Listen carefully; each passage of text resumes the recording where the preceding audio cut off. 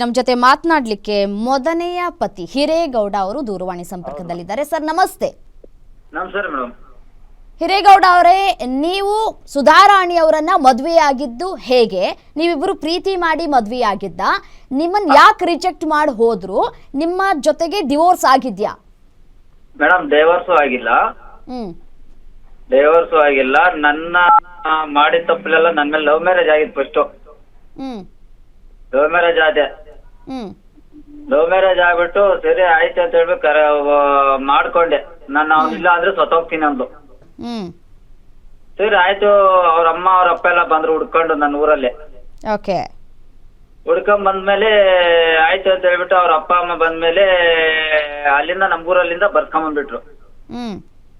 ನಮ್ಮ ಅಳಿನೂ ನೀನೇ, ಅಳಿ ಮಗನು ನೀನೆ ಅಂತ ಹೇಳ್ಬಿಟ್ಟು ಎಲ್ಲ ಮಾಡಿಸ್ಕೊಂಡ್ ಬಂದ್ಬಿಟ್ರು. ಸರಿ ಸರಿ ಆಯ್ತು ಅಂತ ಹೇಳ್ಬಿಟ್ಟು 6 ಸರಿ ಕಂಪ್ಲೇಂಟ್, 7 ಸರಿ ಕಂಪ್ಲೇಂಟ್ ಆಗಿದೆ. ನಿಮ್ ಜೊತೆ ಎಷ್ಟು ದಿನಗಳ ಕಾಲ ಇದ್ರು ಅವರು? ಮೇಡಮ್ ಕರೆಕ್ಟ್ ಆಗಿ 2 ವರ್ಷ ಕರೆಕ್ಟ್ ಆಗಿದ್ರು ಅವರು. 2 ವರ್ಷ 3 ವರ್ಷ ಇತ್ತು ಮೇಡಮ್. 3 ವರ್ಷನೇ ನನ್ ಕರೆಕ್ಟ್ ಆಗಿ. ಆಮೇಲೆ ಚೇತನ್ ಅವ್ನ್ ಪರಿಚಯ ಆದ. ಇನ್ನೊಬ್ನಿದೆ, ಅದು ಬರ್ತದೆ ಸೋಲೂರ್ ಚೇತನ್ ಅಂತ ಹೇಳಿ ಇದೆ. ಅವನಿಂದ ನನ್ನ ರೆಕಾರ್ಡಿಂಗ್ ಇದೆ. ಅವನು ನನ್ನ ಸಾಯ್ಸಕ್ ಟಾರ್ಗೆಟ್ ಹಾಕಿದ್ದು ಅದು ಕೊಡ್ತೀನಿ, ಪ್ರೂಫ್ ಇದೆ. ನಾನು ಯಾರಿಗೂ ಕೊಟ್ಟಿಲ್ಲ, ಮಾಹಿತಿ ಇದೆ ಎಲ್ಲ ನನ್ನ ಹತ್ರ. ಇವ್ ಮದುವೆ ಆಗಿರೋ ಮಾತ್ರ 2 ಮದುವೆ ಆಗಿರೋದು ಮಾತ್ರ ನಾನು ಪ್ರೂಫ್ ಕೊಟ್ಟಿರೋದು ಅಷ್ಟೇ. ಈಗ ಡೈವರ್ಸ್ ಆಗಕ್ ಮುಂಚೆನೆ ಇನ್ನೊಬ್ನು ನನಕ ಕಾರ್ ಓಡ್ಸಕ್ ಬರಲ್ಲಂತೆ, ಬುಲೆಟ್ ಓಡ್ಸಕ್ ಬರಲ್ಲಂತೆ. ನಿನ್ನ ಹತ್ರ ಒಬ್ಬನ ಹತ್ರನೇ ಸಂಸಾರ ಮಾಡ್ತೀನಿ, ನಾನು ಅಗ್ರಿಮೆಂಟ್ ಹಾಕ್ಸ್ಕೊಂಡಿದ್ದ ಅಂತ ಹೇಳ್ತಾಳೆ.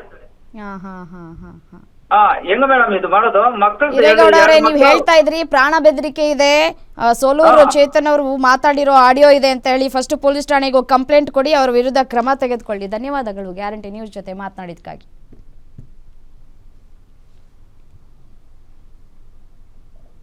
ಅವಳು ಏನ್ ಹೇಳಿಕೆ ಕೊಟ್ಟವಳು ಅಷ್ಟು ನಾನು ಕಂಪ್ಲೀಟ್ ನಾನು ಸಮಾಧಾನದ ಬಚ್ಚಿನಂತ ಹೇಳವಳು ಅವಳು. ಸರ್ ನನ್ನ ಕರ್ಕೊಂಬಂದ್ಬಿಟ್ಟು ತಾಯಿ ಇಲ್ಲ ಅಂತ ಹೇಳ್ಬಿಟ್ಟು ನೀನೇ ಗಂಡ ಅಂತ ಹೇಳ್ಬಿಟ್ಟು ಗಂಡ ಅಂತ ಹೇಳ್ಬಿಟ್ಟು ಕರ್ಕೊಂಬಂದ್ರು ಅಲ್ಲಿಂದ ಊರಿನಿಂದ, ನಮ್ಮೂರಿನಿಂದ. ನೀನೇ ಅಳಿನೋ ನೀನೇ ನನ್ನ ಮಗನ ಅಂತ ಹೇಳ್ಬಿಟ್ಟು ಕರ್ಕೊಂಬಂದ್ ಮೋಸ ಮಾಡ್ಬಿಟ್ರು. ಆಮೇಲೆ ಆಯ್ತು ಅಂತ ಹೇಳ್ಬಿಟ್ಟು ನನ್ನ ಪಾಡಿಗೆ ಮನೆ ಕಟ್ಟಿದೆ, ಎಲ್ಲ ಕಟ್ಟಿದೆ, ಏನ್ ಬೇಕೋ ಮಾಡ್ಕೊಂಬಂದೆ.